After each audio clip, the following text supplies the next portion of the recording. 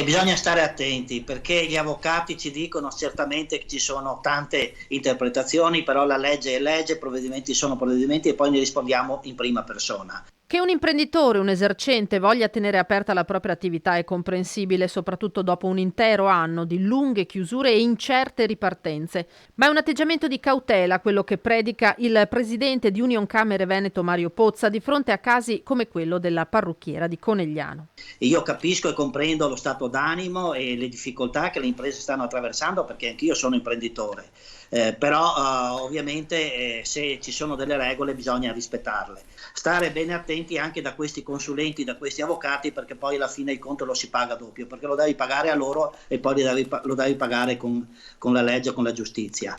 Di contro, dice Pozza, sono sempre di più le aziende che mancano di liquidità. La ribellione di chi sfida le restrizioni e tiene aperto dunque non è solo un mero atto simbolico.